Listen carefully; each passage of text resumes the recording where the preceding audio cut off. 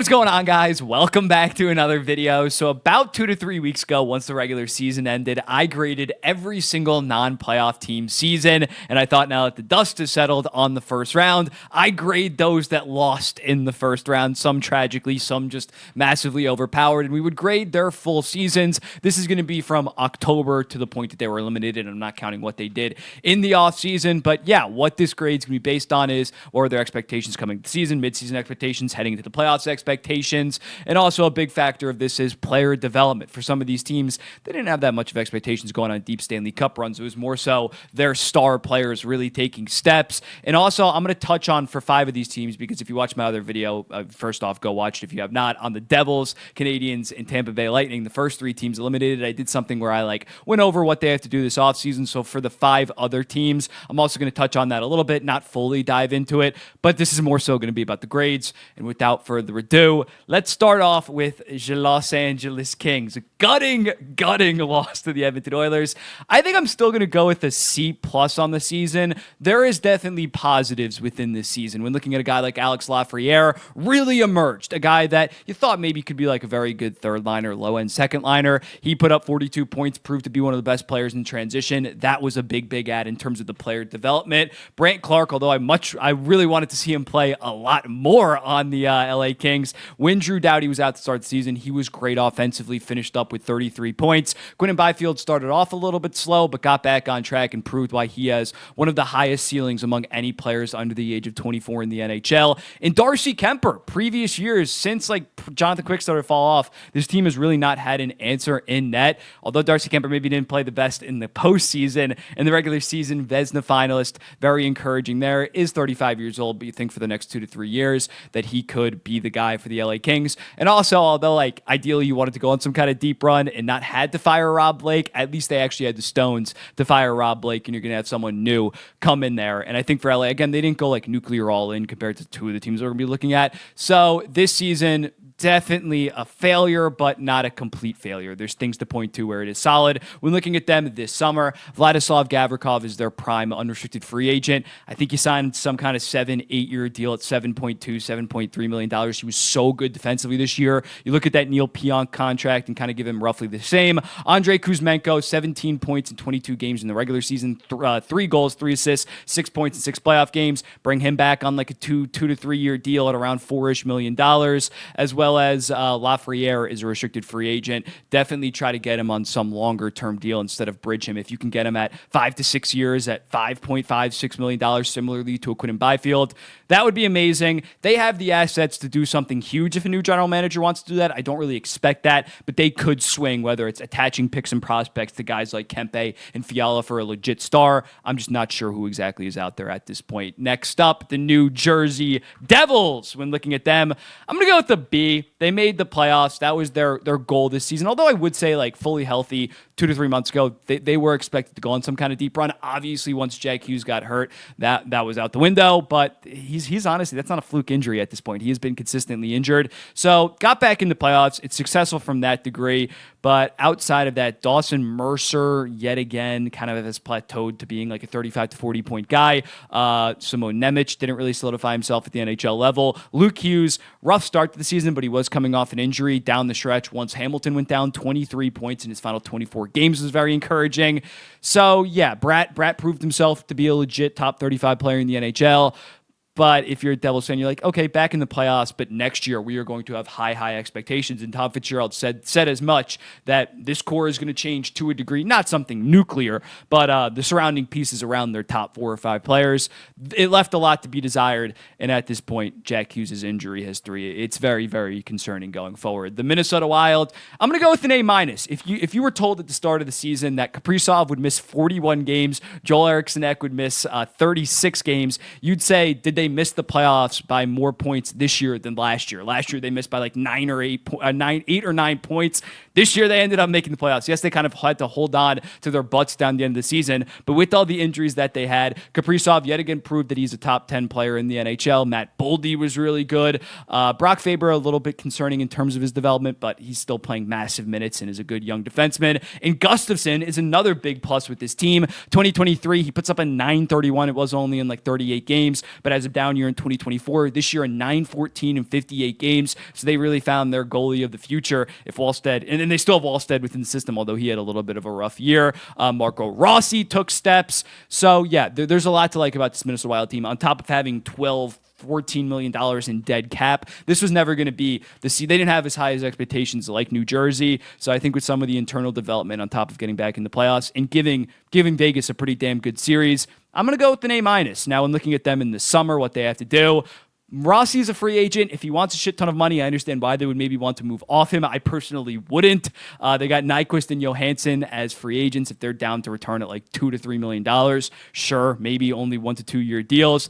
They got to improve the forward core when looking at the defense core. They got Juracek. They got Zeev Boyum up in the system. That's going to be, actually, they'll probably throw like Bogosian or someone on that third pair. But the top four in terms of the defense is set. I think you'd go after a Brock Besser, go after a Nikolai Ehlers. I would not go after Brock Nelson after what he showed with the Colorado Avalanche, and even on the Islanders, he was regressing a little bit.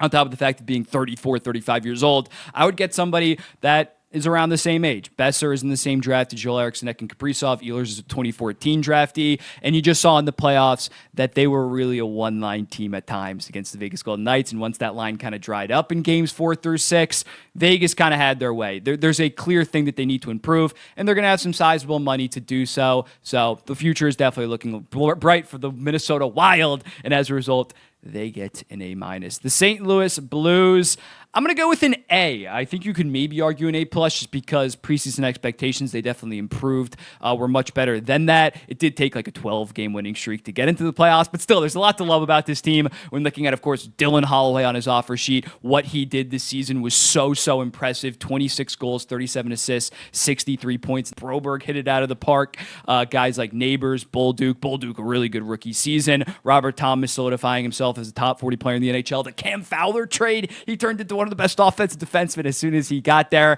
There's maybe, in terms of like negatives, Joel Hofer, after having a 9-13 in 30 games, you thought he was going to be a legit starter in a couple years. Did go down to a 9.04, but still a very bright goaltender. They don't have a ton of cap space this summer when looking at what they should potentially do this summer. They only have $6 million, but like the entire team is signed. I would maybe look into trading Braden Shen. I know that he's your captain, but I think a contender would give you a sizable amount, not a sizable like two first-round picks, but would be willing to give up something to get Braden Shen, and you have so many young forwards coming up, Snuggerud, Dvorsky. They're going to need ice time, and I think maybe you could also move off Matthew Joseph's final year at $2.95 million, ship him to San Jose, who need depth, attach a 5th or 6th round pick, and then they could go big game hunting for one of these top free agents, like I mentioned, for the Minnesota Wild. I would try to get a Holloway extension done this summer as well. He has one more year at $2.2 million, absolutely ridiculous, but I would try to get something done around 8 years, $7.5 million. You look at what Matt Coronado just got, 7 years, 6.5. If you can sign Holloway to that,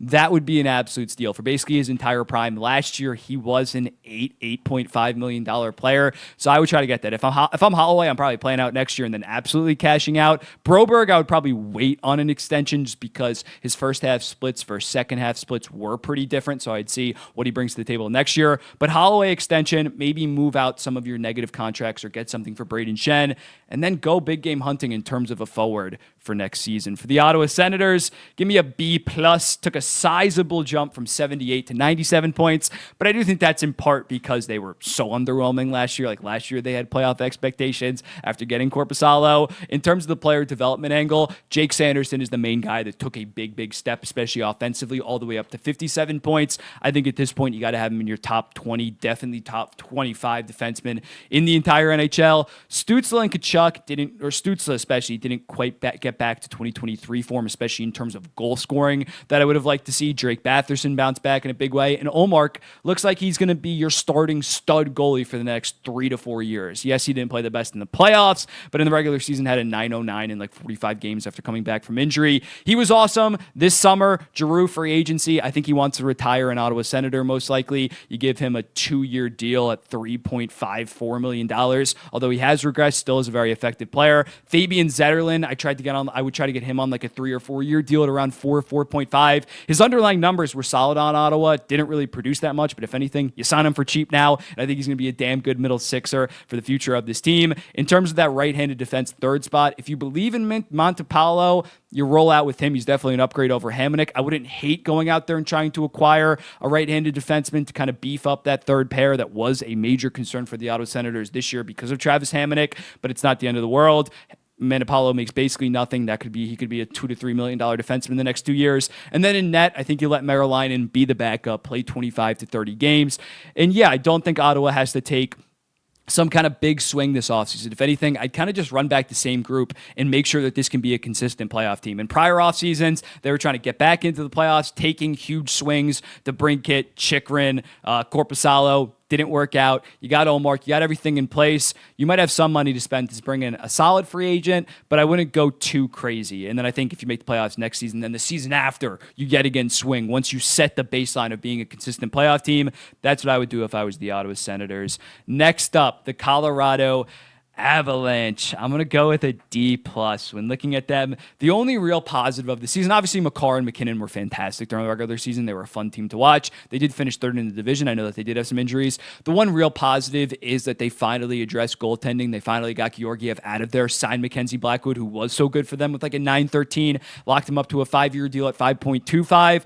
But outside of that, man, this team is a true top-tier contender, and at the end of the day, the playoffs are really all that matters with this team. So to lose to a Dallas Stars team that didn't have Robertson, that didn't have Heiskanen, and Rantanen absolutely shits on you. You don't really have any cap space. They have like $8 million with Nelson, Lindgren, Coyle all being... No, Coyle's not a free agent. He's another year at 5.25, which I think is probably negative value. Jonathan Drouin's the third free agent that I'm thinking of. So yeah, this team, although they will have Landeskog next year, his cap hit's actually going to count. So they will be basically the exact same or a slightly worse team while getting a year older, because although these guys aren't in their mid-30s, these guys are in their late 20s, early 30s. So for this Colorado Avalanche team, this is objectively a failure of a season, really outside of finally getting stability in net, but even Mackenzie Blackwood has not been the most consistent guy over his career. I think he's going to be a good starter, definitely an upgrade over Georgiev, but I won't have my full take on Blackwood until we see him halfway through next season and him yet again being very solid in Colorado. Next up, the Tampa Bay Lightning. For them, I'm going to go with a D+, because they don't even have like a Blackwood that they can turn to. Like next season, we're going to have a full season of this guy. They will have Bjorkstrand for a full season, but this team is even older than Colorado outside of like Brandon Hagel, and Brandon Point's even 28 years old. He's like 1 year older, 1 year younger than Nathan McKinnon. But yeah, there's really no positives with this team. They had a very fun regular season. Again, Kucherov, Art Ross, Vasilevsky, going to be the runner-up for the Vezina. But like, if you're a Tampa Bay fan, you really don't give a shit about regular season awards. You've seen so many regular season awards, whether it's Kucherov Rosses, Kucherov Hearts, Hedman winning the Norris or being a finalist for 6 straight years, Vasilevsky as a Vezina, like Stamkos won Rocket Richard's past. Like, they don't really care about the regular season that much, and rightfully so. So when you lose in 5 games to the Florida Panthers, it's like a D-. I know that might be crazy. Obviously, they are still safely a playoff team, but they lost yet again to their divisional state rival in the Florida Panthers in embarrassing fashion, where you cannot be... I'll go with a D, actually, just because Brandon Hagel did take big steps and is a legit star at this point. And McDonough was really good, but again, even those guys are old as shit. McDonough and Hedman, what are they going to be next season? So a D for the Tampa Bay Lightning. I can't go a D-. I can't go an F fully for them. And we're going to end on a positive. The Montreal Canadiens, they get an A+. Basically, every single core piece took a sizable step. Suzuki proved that he's a legit number 1 center. Arguably the best player in the NHL post 4 Nations. Hudson, 66 points, set the all-time rookie assist record. Cole Caulfield got back to goal scoring last year. He had 65 points, 28 goals. But this year, 37 goals. Slavkovsky didn't take a step, but he did cement like a floor of 50 points. That's a worst-case scenario for Slavkovsky while being a physical demon. Montembeau, although he only had like a 902, had basically top 15 expected goals against numbers, or goals saved above expected numbers in the NHL. So he took a sizable step. The defense score was bad, but I really think outside of Hudson and Gooley, like there's a decent chance in 3 to 4 years, everyone within that defense score that was on it this year is out of there. I mean, Carrier might still be there, Struble might still be there, but like in terms of key pieces, you're not too concerned long-term about the defense score because your 2 young guys were so good. Line A's a 5-on-5 merchant, but you kind of knew that heading into it. So yeah, it's an A+, and they made the playoffs when everybody kind of expected them to be an 80, at most like 85-point team. Yeah, very impressive by the Montreal Canadiens. We're expected to take a step. Nobody really had them taking this big of a step. I'm sure there's someone to be in the comments being like, I predicted the Montreal Canadiens to make the wild card. Congrats. You know more puck than me, but I was lower on them. So yeah, Montreal, A+. Pretty self-explanatory. Great. Also, they got Demidov signed. I forgot to include that. But yeah, these are my grades. Los Angeles Kings, what I give them? A C+. New Jersey Devils, a B. Minnesota Wild, A-. St. Louis Blues, A. Ottawa Senators, B+. Tampa Bay, a D. Colorado, a D+. And then the Montreal Canadiens get an A+.